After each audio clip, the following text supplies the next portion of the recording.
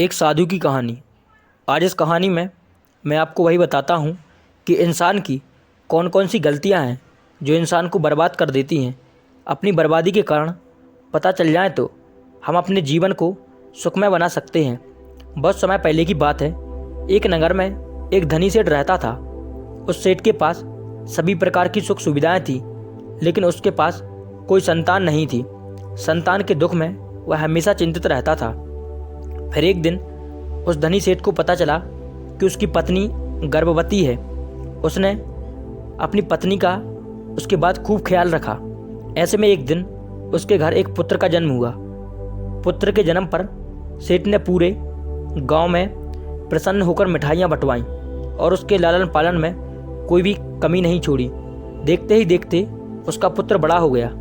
फिर सेठ ने उस पुत्र को गुरुकुल भेजने का निर्णय किया ताकि वो पढ़ लिख कर एक विद्वान बन सके। अभी उसके पुत्र की उम्र ज़्यादा नहीं हुई थी, लेकिन उसने छोटी सी उम्र में अपने बेटे को शिक्षा ग्रहण करने के लिए गुरुकुल भेजने का निर्णय लिया और गुरुकुल भेज भी दिया। गुरुकुल में वह बालक अच्छे से शिक्षा ग्रहण करता, अपने गुरु की सभी आज्ञाओं का पालन करता।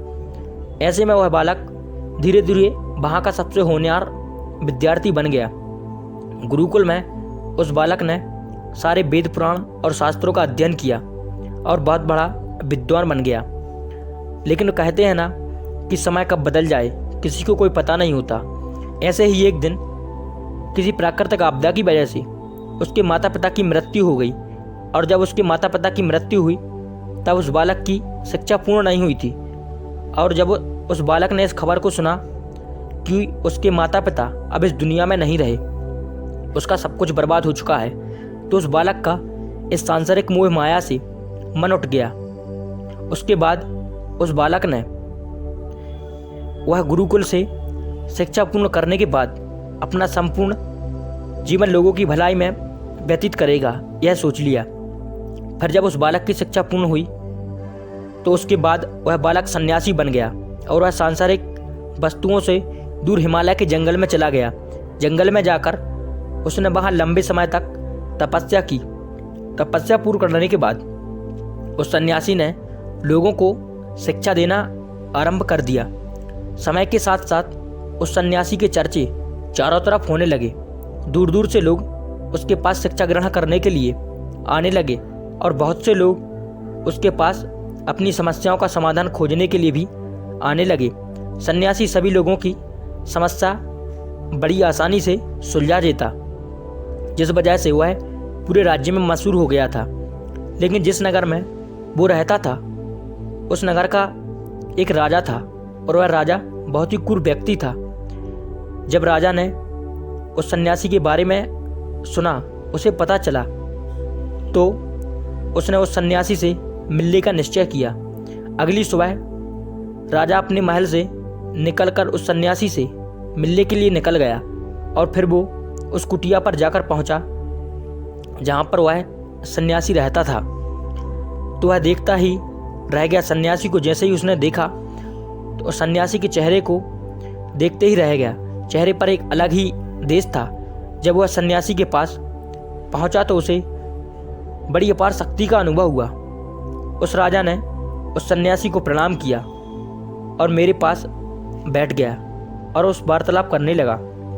वो राजा पहले ही मुलाकात में उस सन्यासी के व्यक्तित्व से बहुत प्रभावित हुआ। इतना प्रभावित हुआ कि उसने उसी सन्यासी की शरण में आने का सोच लिया। अच्छाई की राह पर चलने की ठान ली और मन ही मन सोचने लगा कि इतनी छोटी सी मुलाकात में यह सन्यासी मुझे इतना बदल सकता है, तो अगर यह हमेशा मेरे साथ ही रहने लगेगा तो मेरी तो जिंदगी बदल जाएगी। और यही सोचकर राजा सन्यासी के साथ महल में चलने के लिए सन्यासी को आग्रह करता है, और राजा का आग्रह सुनकर सन्यासी मना नहीं कर पाया और वो राजमहल चलने को तैयार हो गया। फिर राजा सन्यासी को लेकर महल की ओर चला गया, और राजमहल पहुंचने पर सन्यासी ने वहां पर विश्राम किया, और राजा ने सन्यासी का खूब आदर साकार किया। उसके बाद राजा ने सन्यासी को एक सही कमरे में भोजन करवाया। भोजन के पक्ष सन्यासी ने राजा को धन्यवाद दिया और राजा से जाने की आज्ञा मांगी। यह सुनकर राजा ने कहा कि आप हमारे बाग में जब तक चाहें तब तक रह सकते हैं। आपको यहाँ पर किसी भी प्रकार की कोई असुविधा नहीं होगी और आप यहाँ रहेंगे तो हमारी प्रजा को भी अच्छा लगने लगेगा और हमें भी अच्छा लगेगा। यह सुनकर सन्यासी ने राजा का प्रस्ताव स्वीकार कर लिया। उसके बाद राजा ने सेवकों से कहा कि सन्यासी महाराज के लिए बगीचे में रहने का, खाने का और वस्त्र आदि का प्रबंध किया जाए। राजा की आज्ञा के अनुसार सेवकों ने एक सुंदर सी कुटिया का निर्माण किया और निर्माण कर दिया। उसके बाद वह सन्यासी उस कुटिया में रहने लगा। सन्यासी को उस कुटिया में रहते रहते कई साल बीत गए और इस दौरान राजा ने उसकी खूब सेवा की, परंतु कई सालों बाद एक दिन राजा और रानी को आवश्यक कार्य के लिए दूसरे राज्य जाना पड़ा। लेकिन उन्होंने एक सेवादार को सन्यासी की सेवा के लिए नियुक्त कर दिया, परंतु वह सेवादार राजा के जाने के बाद बीमार पड़ गया और अपने घर चला गया और कहीं लौटकर वापस नहीं आया। तो सन्यासी ने क्रोध में आकर उस राजा को खूब सुनाया। राजा से कहा कि हे राजन, जो जिम्मेदारी तुम पूरी नहीं कर सकते तो वह उठाते ही क्यों? तब राजा ने सन्यासी से कहा क्षमा मांगते हुए कि हे भगवान, यदि मुझसे कोई भूल हो गई हो तो मुझे माफ़ करो। उसके लिए मैं आपसे माफ़ी मांगता हूँ, मुझे क्षमा कर दीजिए और आप अपना क्रोध शांत कीजिए और मुझे बताइए कि आखिर हुआ क्या है। यह सुनकर उस सन्यासी ने कहा कि तुम्हारे जाने के बाद मुझे यहाँ पर किसी ने भोजन नहीं दिया और मैं बहुत दिनों तक भूखा ही रहा।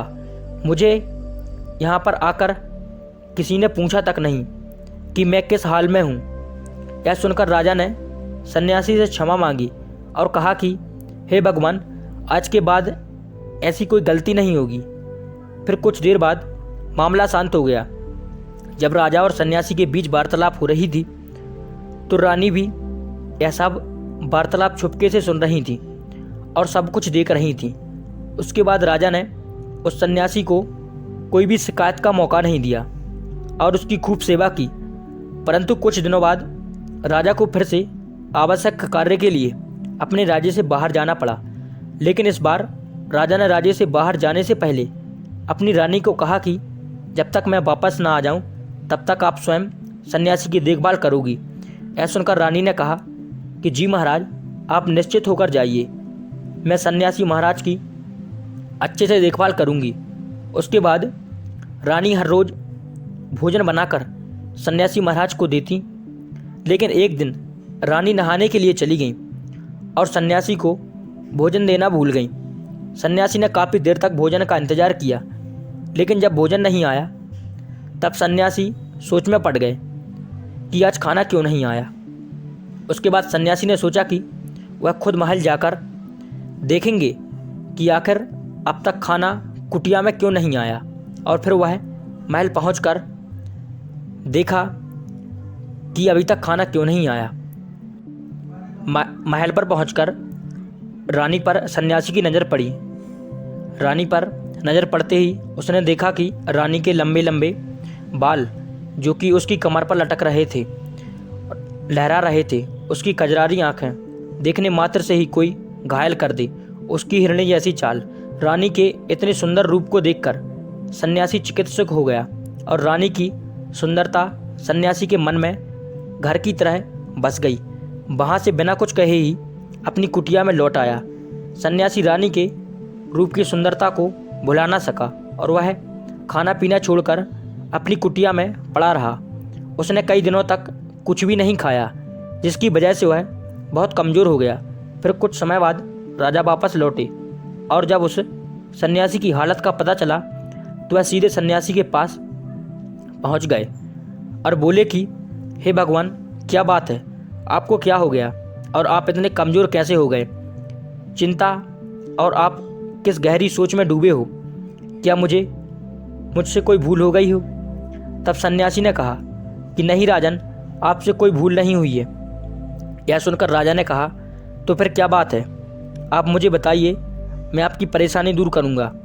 यह सुनकर सन्यासी ने राजा से कहा कि हे राजन, मैं आपकी रानी की अद्भुत सुंदरता को देखकर उसकी सुंदरता के फेर में फंस गया हूँ। अब मैं रानी के बिना जिंदा नहीं रह सकता। यह सुनकर राजा हैरान हो गया और कुछ देर सोचने के बाद राजा ने उस सन्यासी से कहा, मैं आपको रानी दे दूंगा। यह सुनकर सन्यासी बहुत प्रसन्न हुआ। फिर राजा सन्यासी को लेकर महल चले गए और जब राजा और सन्यासी महल पहुँचे तो उस दिन रानी ने अपने सबसे सुंदर वस्त्र और गहने पहने हुए थे।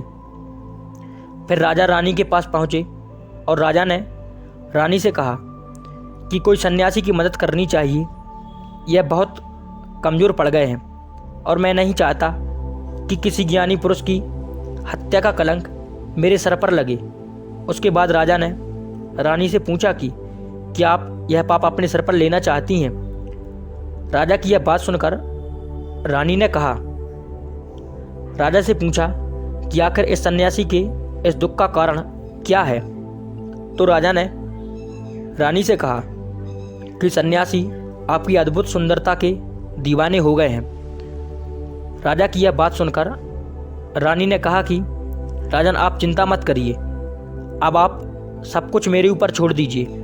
मुझे पता है कि मुझे अब क्या करना है। उससे आपके ऊपर न तो सन्यासी की हत्या का पाप लगेगा और ना ही उससे मेरे पवित्र धर्म का नाश होगा। रानी की यह बात सुनकर राजन ने रानी को सन्यासी को सौंप दिया। उसके बाद सन्यासी रानी को लेकर कुटिया पहुँचे।